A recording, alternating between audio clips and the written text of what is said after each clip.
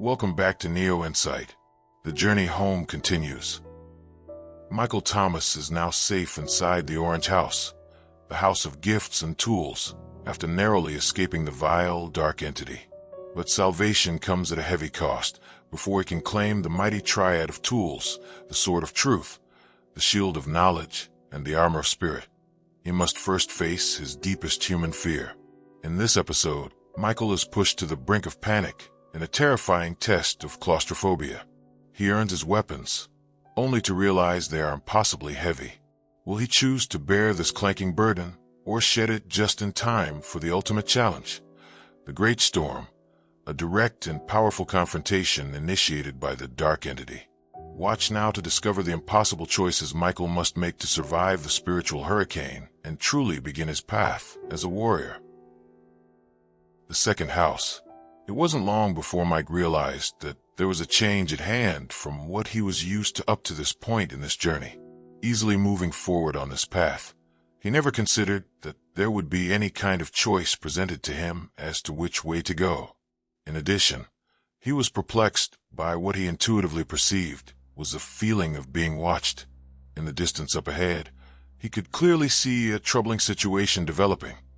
There was a fork in the road that would require him to choose the path that would take him to the next house. Mike shrugged his shoulders and stopped, staring at what was up ahead. What is this? He thought to himself.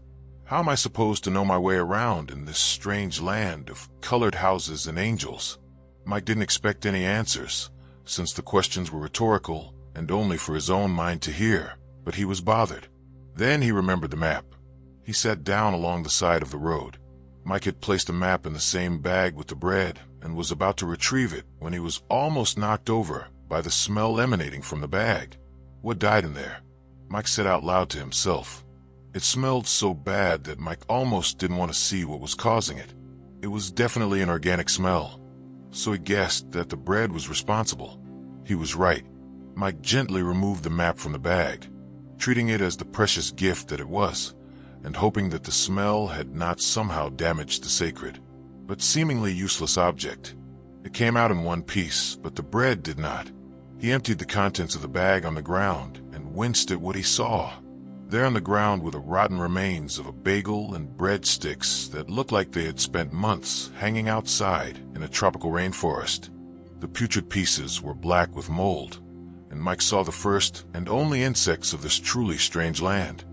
And there were thousands of them. It looked like Maggot City. Mike dropped the bag and stood up quickly. Red isn't carrion, Mike thought to himself. There's no dead flesh here. How can this be? In addition, I just left the blue house a few hours ago. Even rotting meat wouldn't do this. What's happening? Holding his nose, Mike stooped and came in for a closer look.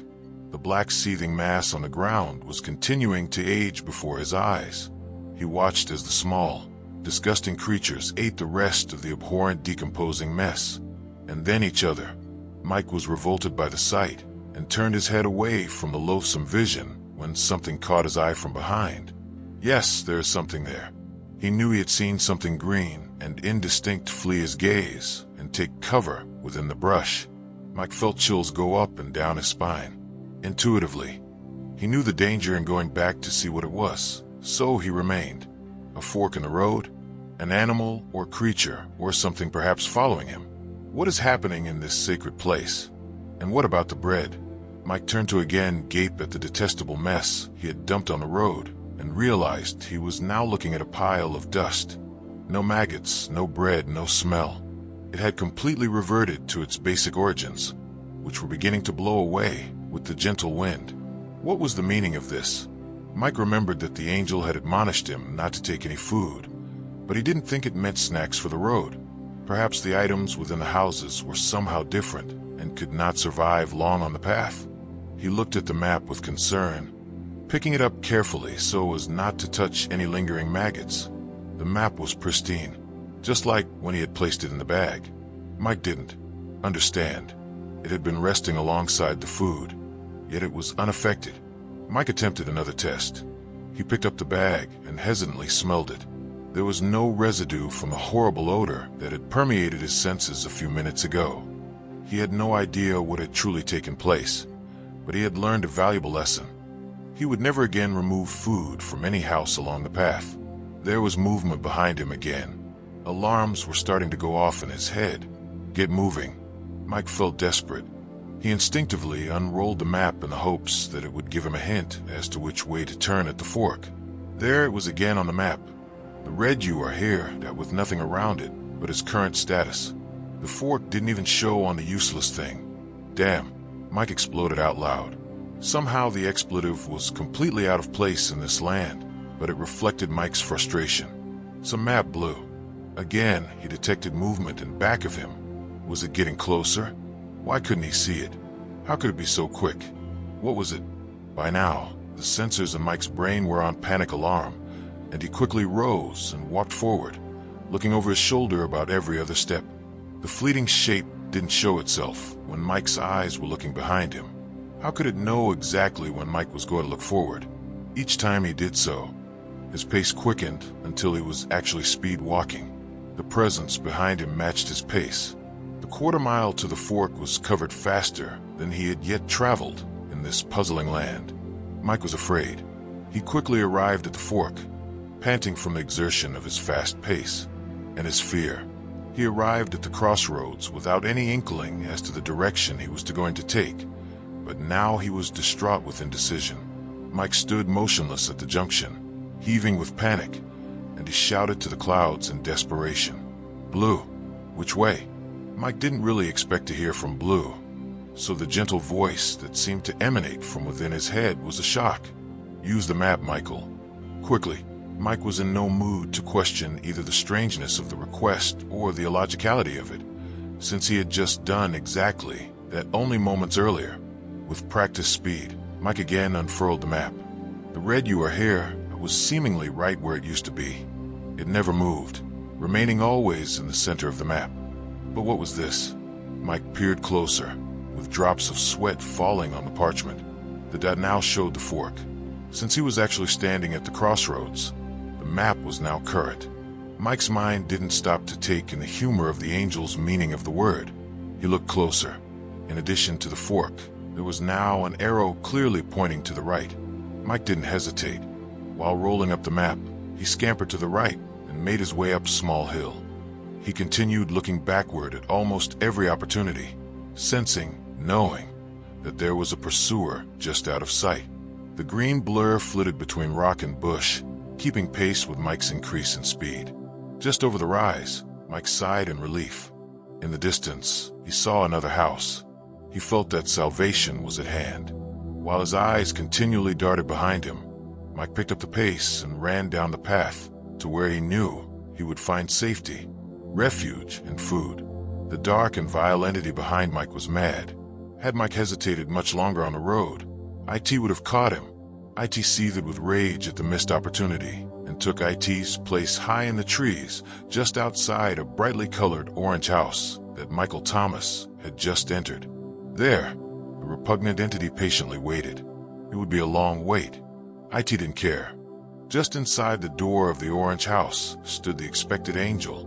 Michael was practically bowled over when Orange, as Mike decided to call him, spoke his first words.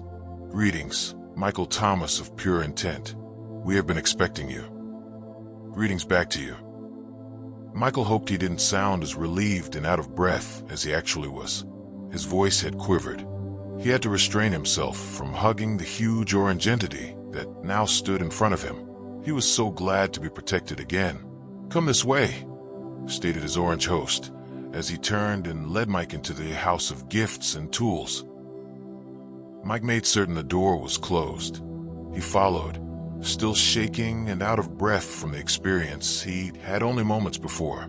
He was still frightened and filled with more questions than ever about this land of perplexing contrasts. As before, this angel was magnificent. Again, Mike was impressed by how large the being was, and by the kindness he felt. This entity made him feel as welcomed and loved as the others he had so far encountered. I guess they're all made of the same stuff, he mused to himself. Actually, we are all in the same family, said the angel. Mike was mortified that he had so quickly forgotten how the communication worked around these spiritual creatures. I'm sorry. was the only thing that Mike could blurt out. Orange turned and stopped. He cocked his head to one side in a quizzical manner. Mike looked into his face. "Sorry," he paused, "for complimenting me on my magnificence, for feeling loved, for wondering who we are." The angel smiled. "We get many guests, Michael Thomas. Of the many who visit the second house, so far you have asked the fewest questions." "The day is young," Mike replied, sighing. He wanted to ask the angel about the fear and panic of the last few moments. What was following him? The angel knew the question was coming. "I cannot tell you what you wish to know, Michael," the angel stated. "Can't or won't?" asked Mike respectfully. He knew the question was rhetorical and continued. "I know that you know." Mike hesitated and then tried posing questions at a rapid-fire rate. "Why can't you tell me about it?" he queried. "You know more about it than I do," the angel replied. "How can that be? Not all is as it seems here. Will it be there when I exit?" "Yes." "Does it belong here? It seems out of place in this spiritual setting." "It has the same right to be here as you do." "Can it hurt me?" "Yes." "Is there a defense?" "Yes." "Will you help me?" "That is why I am here." The angel stood quietly as Mike suddenly stopped his inquiry. The angel's answers confirmed to Mike that Orange knew everything. He began to relax. If he knows, then there's potentially more for me to know, Mike thought to himself. I will be patient. I'm certain more will be shown as I go. It seems to be the way of things here. Michael suddenly remembered how useless he thought the map was not more than an hour ago, and how it had saved him at the moment he needed it. God is very current, you know, said the angel, almost laughing. He was once again tuning in to the thoughts of Michael Thomas. The orange one turned and began to lead Michael into the inner areas of the house. Michael followed. I'm getting used to it, said Mike as he walked. It's what you need only at the point you need it. Something like that, replied the angel. The lower vibrational human time frame is linear, Michael. The angel was obviously another teacher. Angelic time is not. So how do you perceive time? As they spoke, Michael was being led through a warehouse. A warehouse. Like the previous house, the internal portion of this one was titanic. Mike's jaw dropped as he observed dozens of rows of stacked crates within a room with a ceiling that had to be 50 feet high. We don't have a past or future, replied the angel. Your concept of time travels on a straight track, and ours is a turntable rotating clockwise with the engine at rest. We can always see the full extent of our track, since it is always beneath us, and therefore we are always in the now of our time. Our motion is always around a known center. Because your track is straight and you are in forward motion, you never get to fully experience the present. You look behind you and see where you have been. You look forward and see where you are going. You are never allowed to experience a being type of existence. Instead, you experience a doing existence. It is part of your lower vibration, and it is appropriate for your dimension. That would explain your map, said Michael, remembering that the red you are here that was always in the middle, and that the events of his new existence seemed to move in and out of one spot. Mike thought to himself, it's exactly the opposite of a human map. Correct, said Orange over his shoulder as he continued to lead. In your time frame, the map is known and the human moves. That's because you perceive time and reality as a constant, and the human is the variable. When you move closer to our vibration and time frame, the human entity is the known constant and the map, or reality, is the variable. Mike had to really think about this one. It was confusing, but somehow familiar. His experience at the fork outside the orange house had shown him the value of a spiritual map, even if it was different from what he had expected. He knew that the next time he had a choice of that nature, he wouldn't worry about it until he actually got to the fork. Then the map would work, as Blue had. Orange led Mike in and out of many beautiful and ornate areas on their way to a place of refuge, sustenance, and rest.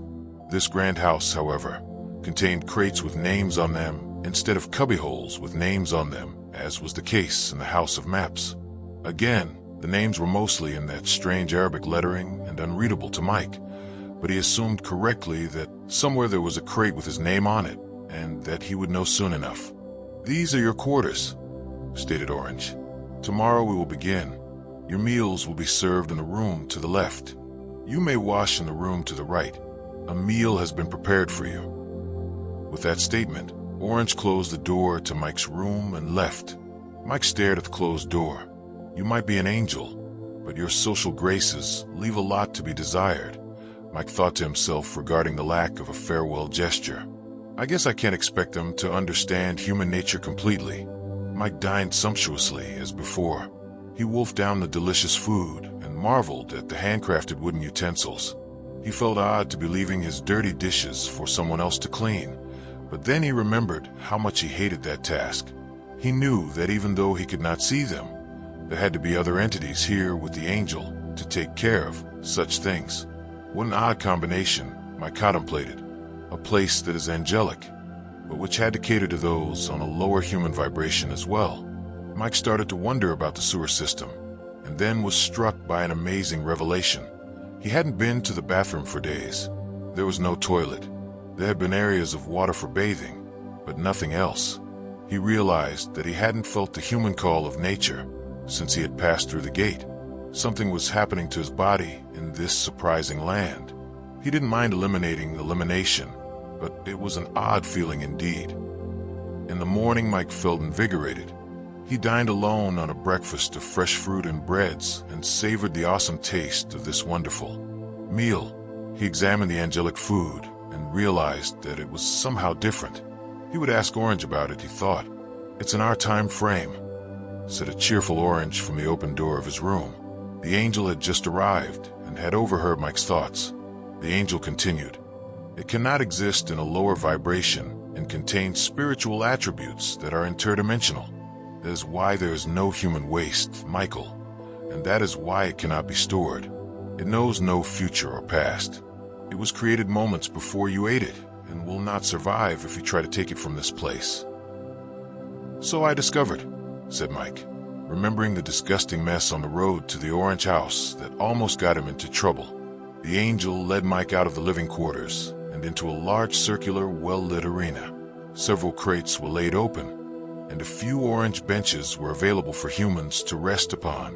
There were other preparations as well, what appeared to be an altar, some incense, and some odd-looking packages. "Welcome to the house of gifts and tools, Michael Thomas of pure intent," said the angel as he faced Mike. "Please take a seat. You will spend much time here." This was the beginning of a long series of teaching sessions.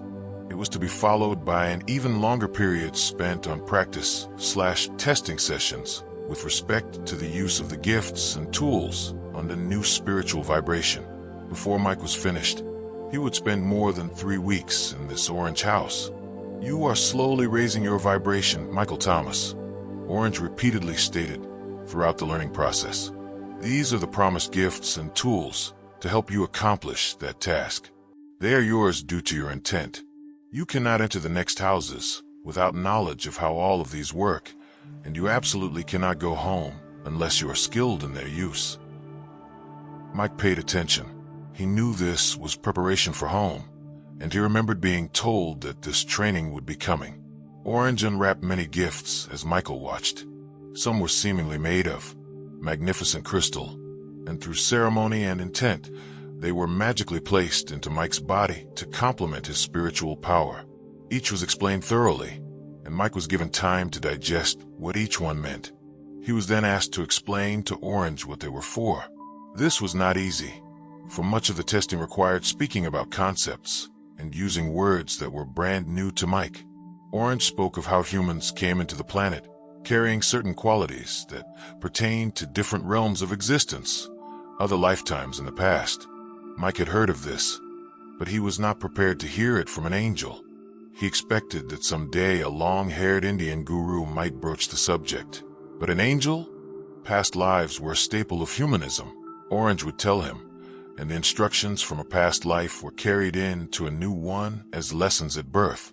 These lessons were called karma, or, as some called it, remembrance and experience.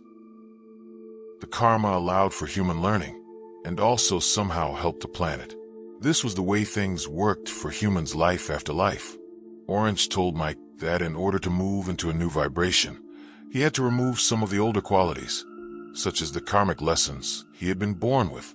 The path home would not allow for them, any more than they did for the rotten food he had experienced on the road. Mike instantly thought of himself as a pile of rotting flesh on the road, one that didn't pay attention to the teacher. He intensified his interest so he would not create that condition. Ugh! Orange saw Mike's thoughts. He laughed out loud and shared much wonderful mirth with him. Mike was astounded by how close he felt to Orange. He was a wonderful teacher.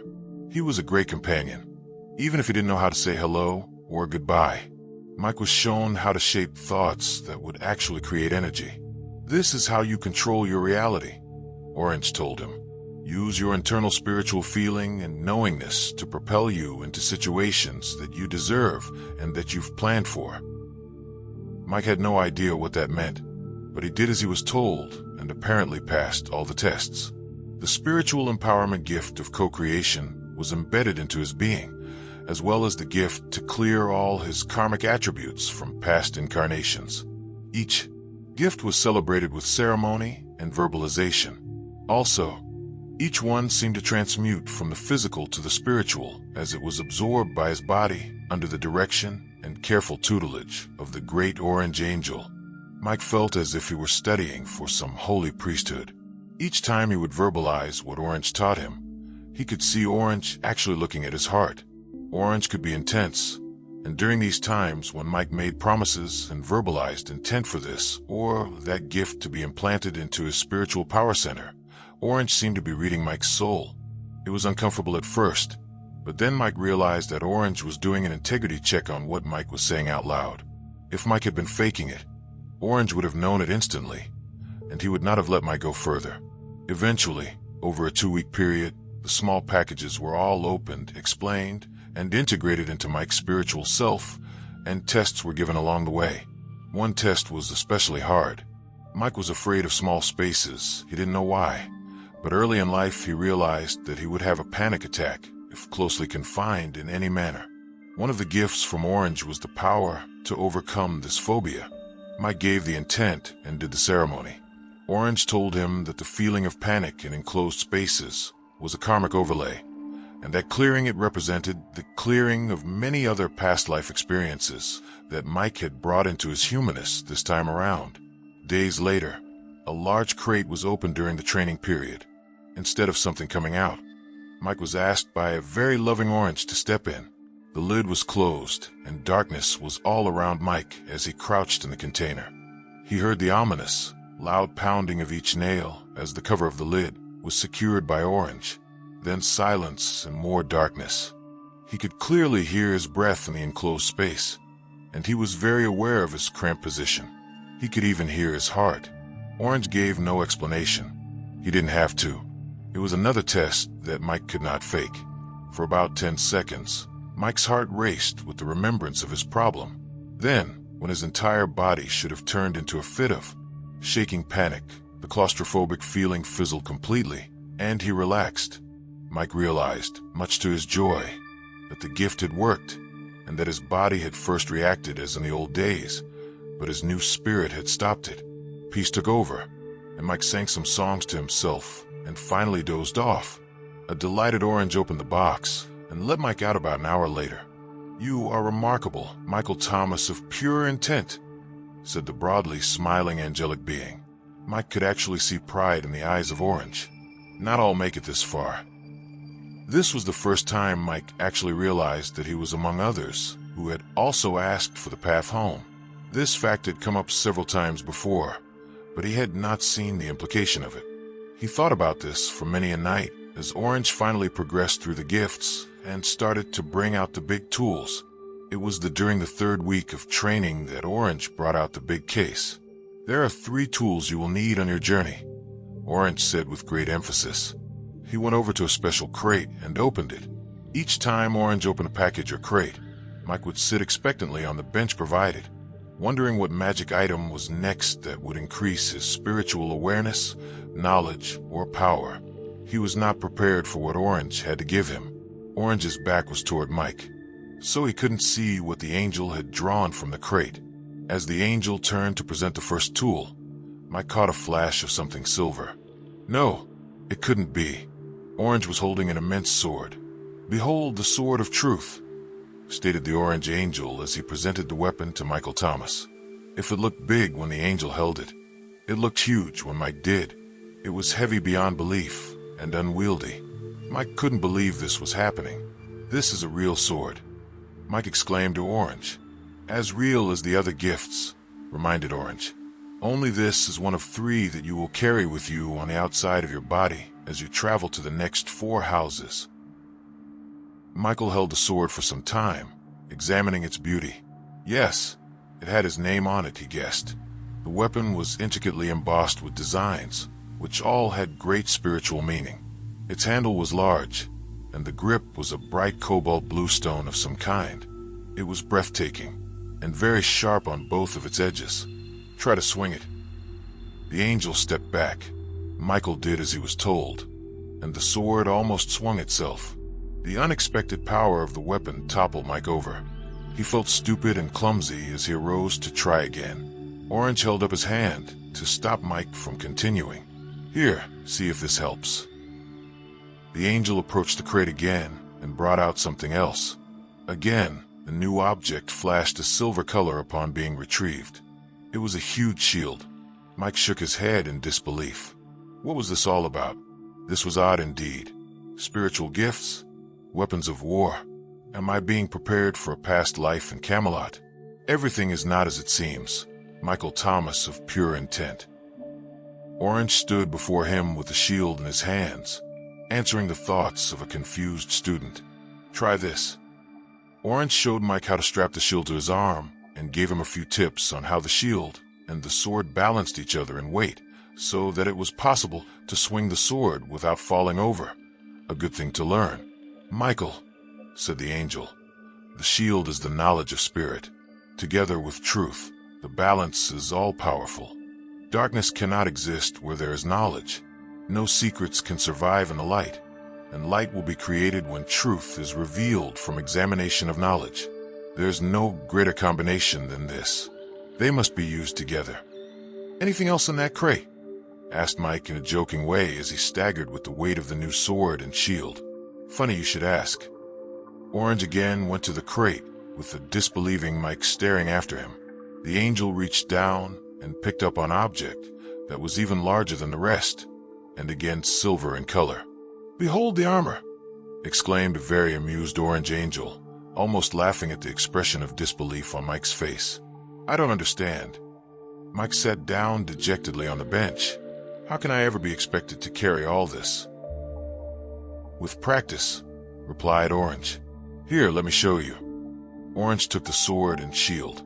He helped Mike put on the heavy, ornate armor. It was like a vest and covered Mike's upper torso. As it was accepted arm by arm, it went on like a body mold, a perfect fit.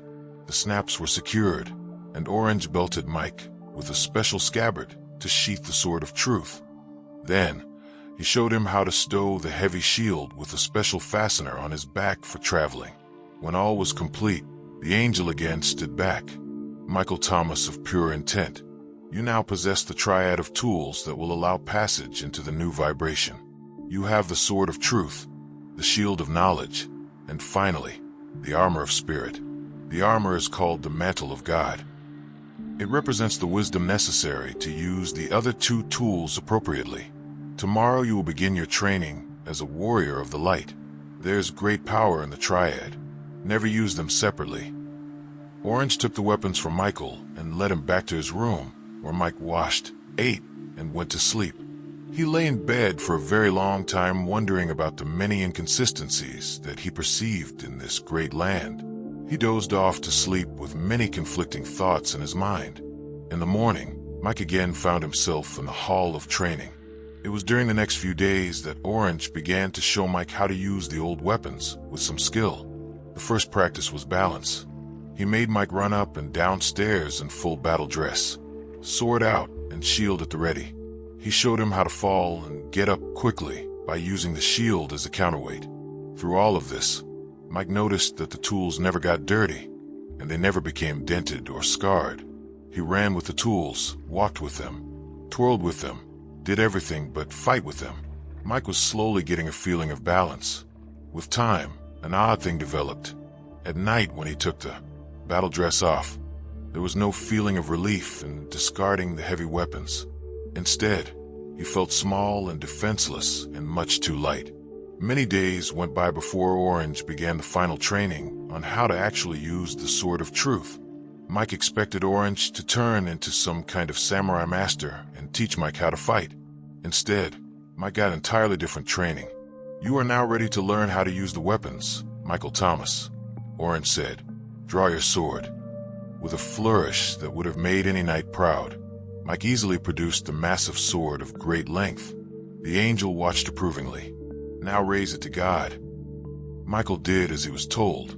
"Before you speak your truth, Michael Thomas, feel the sword." Mike didn't have any idea what Orange meant. Feel the sword? It was in his hands. How could he not feel the sword? "Michael Thomas of pure intent," said the intense Orange one.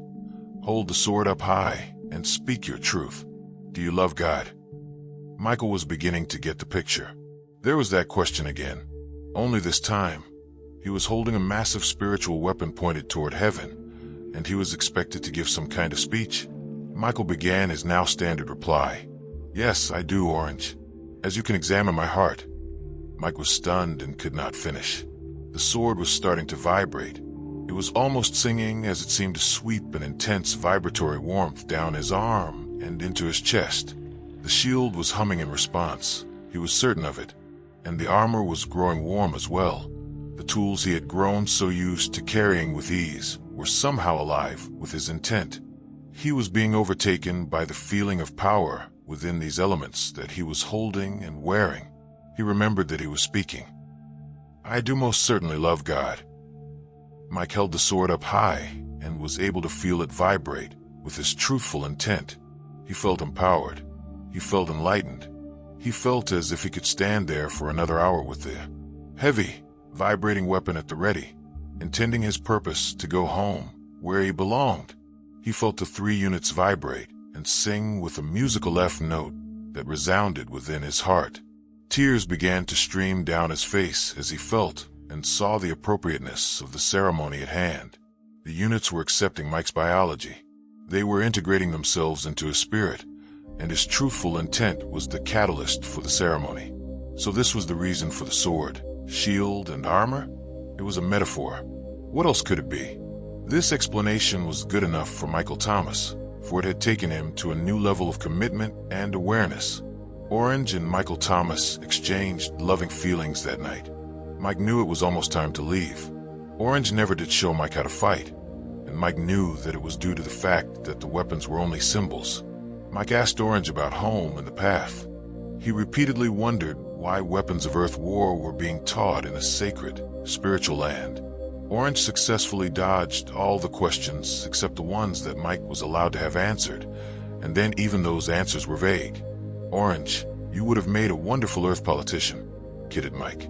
"What did I do that would cause you to insult me like that?" Orange kidded back.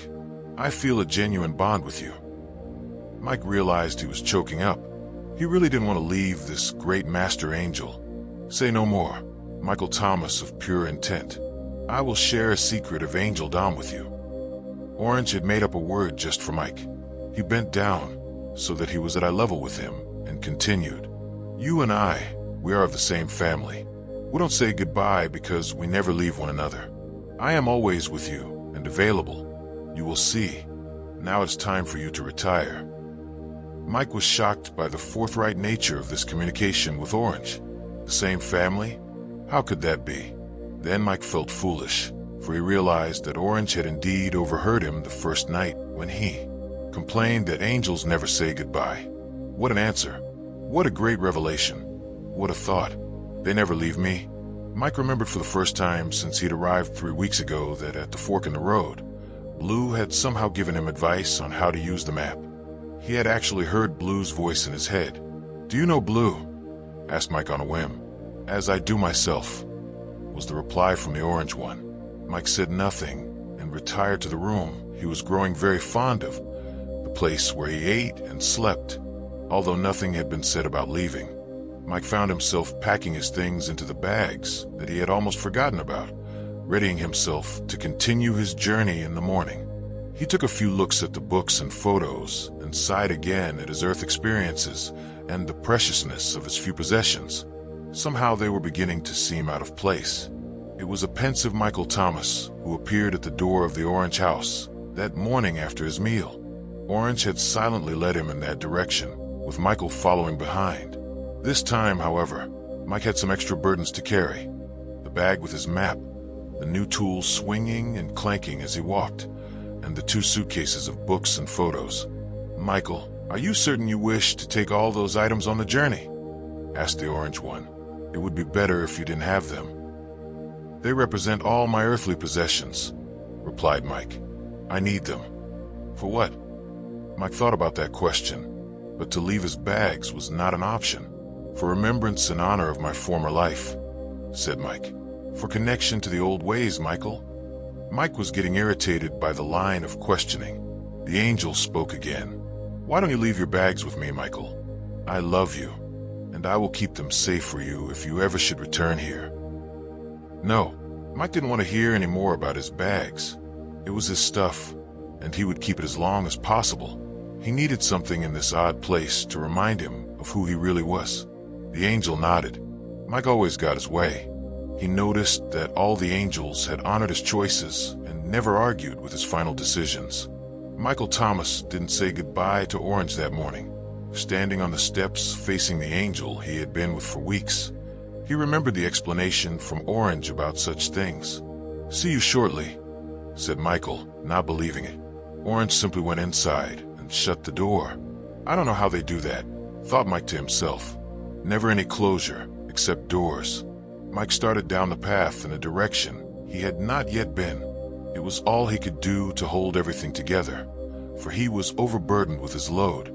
The addition of the sword, shield, and armor, along with his bags and map pouch, were almost too much. He lamented the fact that these heavy symbols of the New Age actually had to be physically carried around. What a dumb deal, Mike secretly thought. I must look very silly. Are these weapons really necessary? I'll never use them in any battle. I really don't know how. Orange never taught me. They are only for looks and ceremony. So wouldn't it have been enough to acknowledge them? As he was preoccupied trying to balance all his new gear and the old bags, he had forgotten about his trouble on the path before. He had forgotten that something was waiting for him. As Mike noisily clanked off down the path, dragging his bags and balancing his tools, a dark green ominous force was watching him from the trees. The thing examined Mike with new interest. Gone was the old Mike. It had been replaced with one who had weapons and power. This was no longer going to be easy. A new strategy would be called for, one that would confront Michael Thomas with great power and directness. Time will make the difference, but until then, the Dark One would continue to follow Michael at a distance, waiting for the opportunity to strike. IT took up IT's chase just out of sight, and detection, following the journey of Michael Thomas of pure intent. IT was confident that this human would never make it to the final door marked home. The Great Storm. Mike had been on the road for no more than 2 hours when he noticed that the wind was picking up and the sky was darkening. Oh great, thought Mike. Storms in paradise. For the last hour or so, he had indeed been struggling with his load and had been stopping at increasing intervals to rest. Not only was all this stuff heavy, but it was awkward as well. This irritated Mike at a deep level and made him feel out of balance. Now a storm too. He would need to find some shelter shortly if it was going to rain. He didn't want his bags to get wet and didn't know whether the new battle gear would rust or not. He stopped again for a moment and looked behind him for the first time. It was there. The green blur darted at lightning speed behind an outcropping of boulders. This time Mike had seen it. It had substance and was huge. Feelings of apprehension swept over Mike's tired body as he realized that this apparition had not gone away since he had visited the last house. He remembered Orange telling him that it was dangerous and could hurt him. As he rested, he positioned himself to face the rear so that he could observe the path behind him at all times. He knew that he must stay alert. He had no idea how alert. The wind picked up, making it more difficult to walk. An unencumbered person would have had no difficulty at this point, but the new battle shield acted almost as a sail, strapped to his back as it was. If he hadn't had all the baggage, he would have simply held it in the balancing position he had practiced and would have probably moved much faster, holding it against the wind to stabilize himself. But that was not possible while carrying his satchels. Mike knew that he would have to find a place soon that would protect him until this unusual weather calmed down and returned to the balmy conditions he had been used to so far. Mike had never seen anything like it. The weather was changing drastically within a very short period of time. Constantly on the alert for his pursuer, Mike noted to his horror that the thing was gaining on him despite the wind and the driving rain. It was quick. How could it move so fast in this wind? The increasingly inclement weather prodded Mike to take action. Things were changing too fast. Mike plodded forward in a crouch, trying to present a smaller profile to the wind.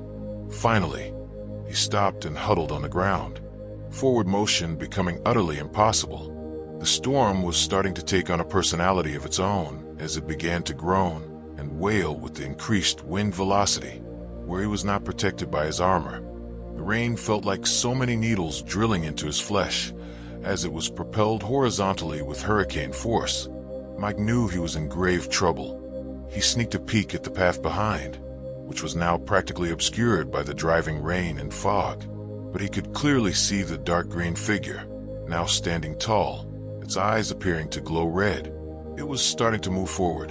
It wasn't affected by the storm. How could this be? Mike was fearful. Blue's voice was unmistakable as once again it prompted Michael from within. Use the map. The voice was so clear, Mike thought. He is indeed with me. The storm's fury was beginning to rival anything that this Minnesota boy had ever witnessed. He felt like he was inside the funnel of a twister. He was now flat on the ground and was still trying his best not to be swept up by the incredible force of the storm. The flatter he could get, the better. The screaming of the elemental bombardment had grown. The noise was deafening. Mike's fear could have been destabilizing and might have gripped him with terror, but somehow there was sense in all of this. If only he could reach his map. Unfortunately, Mike didn't have the ability to retrieve his map. He was too preoccupied with just staying alive. The fierceness of the elements was like an attack on his very being, and he was literally hanging on to the plants of the earth with one hand and his precious cargo of books and photos with the other. The map bag had been slung around his neck and was crumpled beneath him, safe, but completely out of reach. Momentarily, he felt his body lifted by the driving, howling wind and the sail-like qualities of the shield on his back. Like a bullying personality, the fierce storm poked and prodded him to action. Mike forced his body closer to the ground, and by sheer will, he anchored it by driving the toes of his feet into the mud and hanging on to an especially obstinate weed with one hand. It was completely dark now. The billows of black clouds that had developed in the sky had descended to the very area where Mike was lying, making sight a thing of the past. His eyes were barely slits, trying to protect themselves from the attacking wind and rain, but there was nothing to see. He was even having difficulty seeing the ground beneath him. Where was the dark thing? Was IT coming to get him? Did it dare move? Or would the storm blow him to his death? Like bells in a fire drill, Mike's every cell vibrated with an alertness he had never experienced before. Fear? No. His will to survive and fight the situation was dominant. He was committed. He had to find a way to get to the map. Orange's voice inside Mike's head was an incredibly welcome sound. How could a soft sound be heard when there is so much noise? Mike thought. Michael Thomas, let go of the baggage. Mike knew it was either that or he would die. His clothing, even beneath the armor, was thoroughly soaked now, and he was starting to shiver. Through the shriek of the attacking wind, Mike heard and felt a tremendous, percussive wallop. What was that new sound? He felt its vibration through the ground. Was it coming closer now? He had to do as Orange advised. He knew it was coming. One by one, Mike slowly but methodically let go of the bags that he had so carefully packed with his precious cargo of memories. First went the books. By uncurling two fingers, he released the strap of the first bag. The satchel was snatched by the storm like an angry power tool, just waiting to shred it. Mike felt it being ripped from his hand as he let go. He wondered if his finger was broken. He could hear the tearing of the bag seams and the heart-wrenching flipping sound of hundreds of pages being torn to tiny pieces only feet from his head. It was the most awful sound he had ever heard. His precious books. Without thinking too much about it, he let go of the other bag by opening the thumb of the same hand. This was even worse. The storm had the violence of a mad prize fighter standing over him, wrenching the case from his tentative grip and pummeling him to the ground. He actually wondered at that point if the dark thing had finally arrived and had begun to overwhelm him and tear him apart. The battering from the storm was like a team of drill sergeants jumping up and down on his back. Unlike the books, the photos disappeared without a sound. They were simply gone in an instant, and it made Michael Thomas angry. His entire lineage and the priceless, beloved memories of his dead parents were being scattered over the landscape by an uncaring force of nature, while he continued to be hammered by the same wrathful force. The pandemonium around Mike was fierce. He tried to raise up slightly so that he could slip his now free hand under him to grasp the map. He almost lost his grip as he was again lifted slightly by the force of the wind and the battle shield still strapped on his back, but he timed it well and was able at last to grasp the scroll beneath him. Using forefinger and thumb, he managed to gradually unroll the map so he could see the spot where the red dot was. Working on instinct alone, he slowly inched the parchment up his chest, pulling with it the wet earth and dirt that was being scraped along between the hard metal of his armor and the wet ground. It was an interesting balance, pressing his body down as hard as he could against the dirt, yet allowing his hand and the map to travel up his torso. He scraped his hand on a small rock, trying to bring the map up to eye level. But how was he going to be able to see the map once it was high enough? It was pitch black. He couldn't see anything. Even if he could see it, would the writing be washed off? The death-like grip of his other hand on the weed was beginning to loosen against the bombardment of rain and wind. His arm was growing numb. Michael was losing his grip. It was not affected by the storm. As a low-vibration visitor in a high-vibrational land, the wretched creature was not touched by the wind, rain, and turmoil that pounded the earth around IT. IT easily stood up to full height and slowly made IT's filthy, dark way to the middle of the path, striding toward a prone and groveling Michael Thomas, who was barely hanging on against the elements that had no influence whatsoever on IT. IT was not swayed by the incredible force of the howling wind. Nothing the weather did seem to affect the dark figure, except a lack of visibility.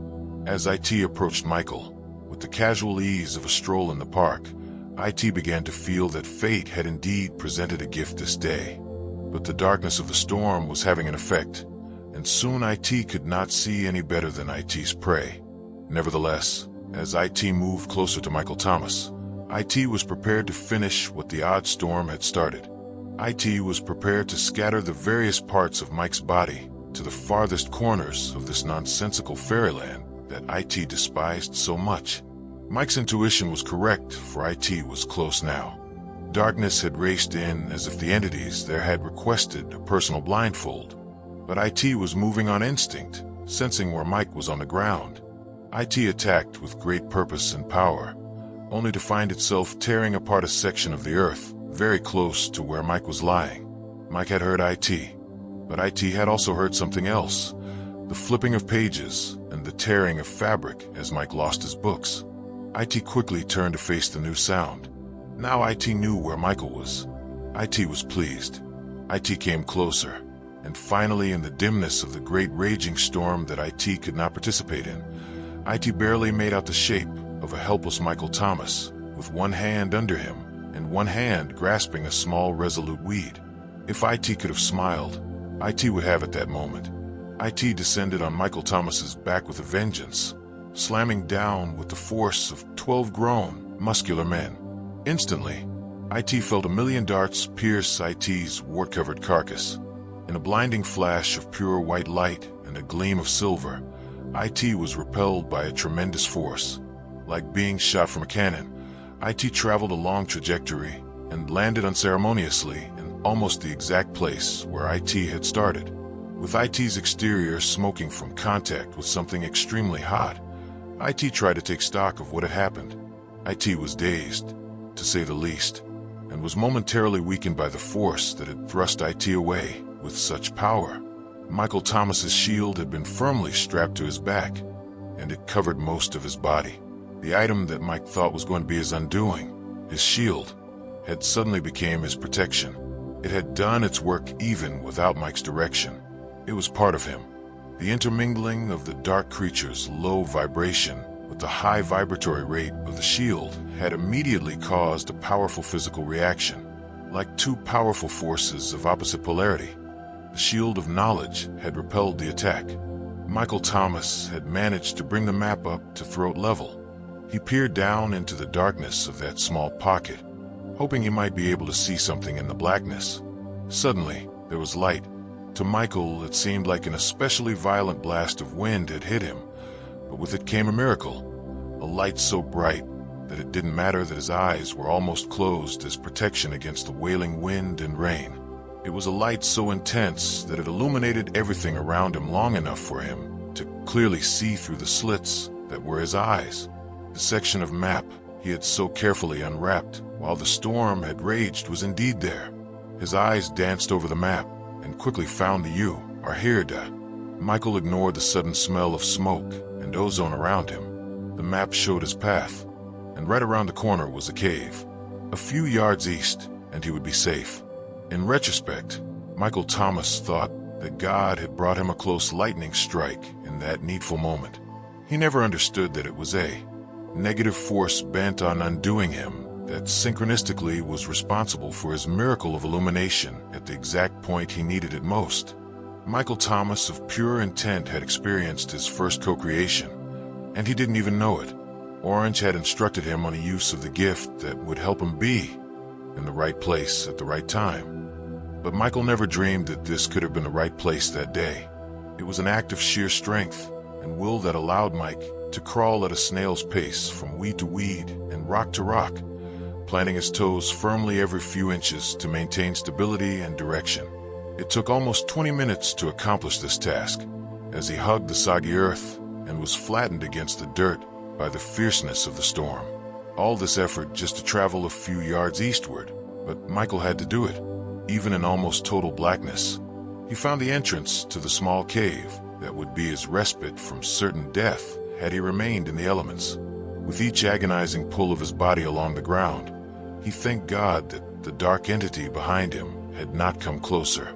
Even as he slowly pulled himself into the opening, he heard the storm intensify. He was astounded by what he heard going on around him.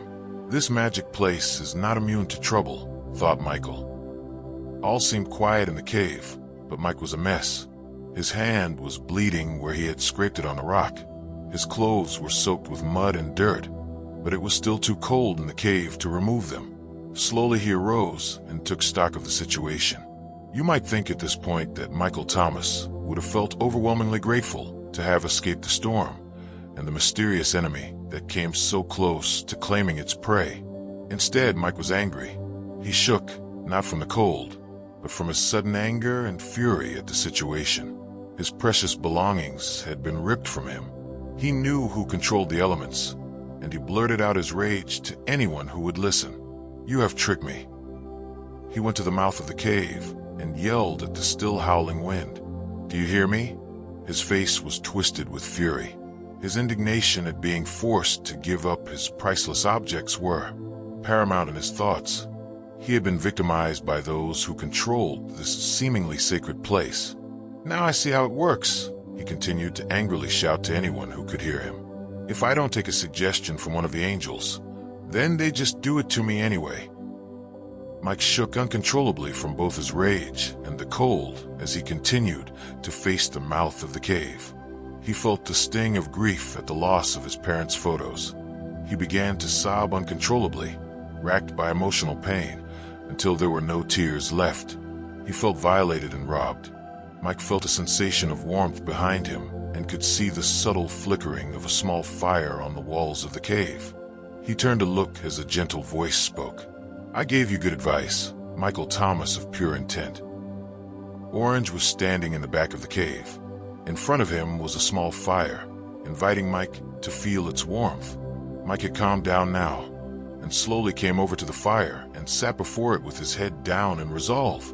In time, still with tears in his eyes, he finally looked at Orange and asked the questions. Was all this necessary? No, said Orange. That's the whole point. Why did you take away my things? This is still a land of free choice, Michael Thomas. Despite what you think, the human is the focal point, and the human is honored above all creatures in this place. Free choice, exclaimed Mike. If I hadn't let go of my bags, I would have died. Exactly, stated Orange. You chose not to relinquish the bags at a point when you had the chance. Had you taken my suggestion, you could have learned more about these things. The bags would have been safe. You cannot understand the overview of this place.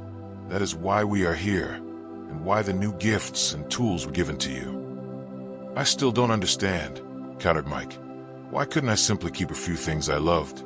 They wouldn't have hurt anyone here. They meant a great deal to me. They were inappropriate for your journey, Michael. Orange sat down on a rock on the other side of the fire.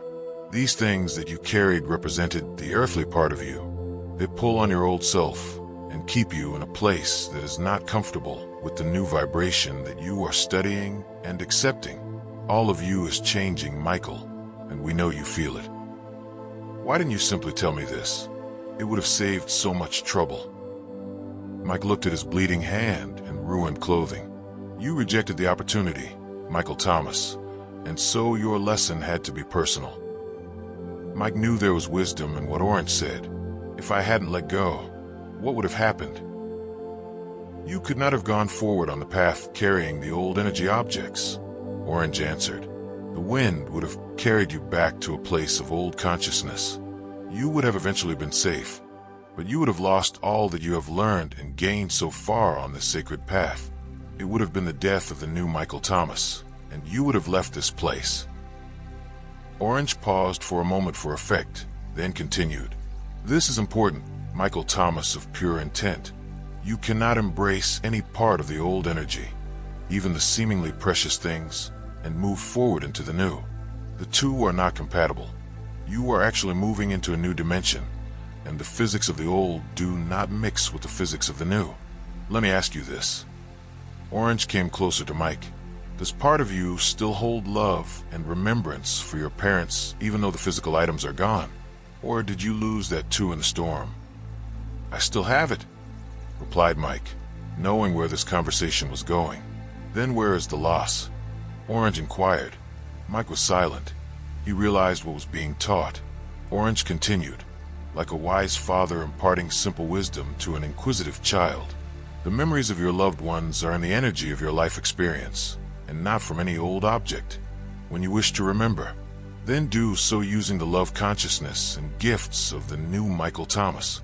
When you start doing this, you will even find that your perceptions are different from what you thought was there in the past. You are gaining new wisdom about who your parents were and who you are. The new tools and gifts will actually enhance your memory of these things. Old memorabilia simply draws you backward to a time when you could not understand the overview. Mike still didn't understand all this new language and spirit talk. Orange knew his thoughts and spoke again. When you have finished with the seventh house, Orange smiled. There will be full understanding. Mike understood only a portion of what Orange was saying, but he was beginning to get the picture. Much like the rotting food explanation, he realized that he could carry nothing of the old Mike to the place called home. He lamented the loss and still felt somewhat betrayed by his angel friends because they had not been more specific. But he was starting to see the metamorphosis that was being asked of him, and he also realized that he had now been given two suggestions along the way, one by Blue not to take food, and one by Orange to leave his baggage. In both cases, he had ignored the advice, and both times it had gotten him into trouble. Michael vowed to himself to start listening closer to what the angels along the way told him. This was a strange place with multiple dimensional facets, and he realized that he had the biological information, and the angels had the spiritual information. If he would listen more and assume less, his journey would be far smoother. Even if he didn't yet understand all the language and many of the concepts, he still had to trust the angels' overview of a land they knew, and yet he had to do the work of traversing the path himself. Orange. Michael wanted to get the angels' attention. Why are there storms here? Michael Thomas of pure intent. I will give you still another answer that is true, but that you will not understand. Orange retreated to the mouth of the cave, turned, and delivered the answer. When the human is not here, there are no storms. Orange was right. Mike had no idea why that should be. Mike stood up to ask about the dark thing that he had seen chasing him, and realized that Orange was gone. Goodbye again, my brightly colored orange friend, said Mike to the vacant space where the orange spirit had been a moment before. For the first time, there was a response to his farewell. In his mind, he clearly heard the voice of Orange, soothing and loving and wise. It is when you realize why we never say goodbye that you will know you are part of our dimension. More confusing talk, thought Mike, but somehow comforting. Mike used a fire that Orange had somehow provided to warm himself and dry his clothes, which he removed and laid on rocks next to the warm blaze. He noticed that the armor and shield had suffered no damage as he carefully laid the pieces next to his clothes. Gradually, he fell into a slumber, not knowing if it was day or night outside, and slept several hours. The storm continued for a while, but it totally cleared up by the time Michael awakened. Michael peered out of the cave and could see that it was now dusk of the same day. He had slept the afternoon away during the remainder of the storm and was now feeling energetic. Slowly and cautiously, he assembled his battle gear, put it on as he had been told, lifted the map bag over his neck, and stepped into the roadway. All seemed so peaceful. He looked backward but could sense no danger, nor could he detect any wisp of a dark shape scurrying to hide behind a rock or tree. Mike felt good, even though it was almost dark. Mike felt that the next house would present itself shortly, and he was right. He strode off down the path with another house, just out of sight over a hill. He felt light. Both hands were free, and without the bags there was no irritating clanking of his battle gear. He almost forgot he had it on. His step was nimble. Michael Thomas had accepted his physical loss as being appropriate for his journey, and had put the experience behind him. He practiced seeing the photos of his parents in his mind, and was rewarded with full memory. He still felt their love, and he had all the feelings he used to experience when gazing at their photos. Orange was right. What was really his was in his mind. It was all he really needed. Several hundred yards behind, a revolting dark green shape was recovering from a painful experience. Each time IT moved, there was a painful reminder of the burn it had received. IT didn't know it, but that wound would never heal. IT was perplexed, but still determined to thwart Michael Thomas's path. As if life itself were in the balance, IT knew that even if IT had to completely sacrifice itself in battle, there would come a time soon where Michael Thomas would look into IT's searing red eyes, feel IT's hot breath, and know what ultimate fear was before he could take another step toward home. Michael Thomas survived the great storm by shedding his heavy, useless baggage. He now feels light, nimble, and truly understands that the sword, shield, and armor are spiritual, not physical burdens. His physical loss has become his spiritual gain, but the path ahead leads to the next challenge. Third house, the house of biology. In episode 4, Michael encounters the humorous and stout Angel Green, who knows all about the pursuing dark entity. Angel Green smiles, saying, "What a meeting that will be," as he anticipates the first true confrontation between Michael Thomas, warrior of the light, and the darkness itself.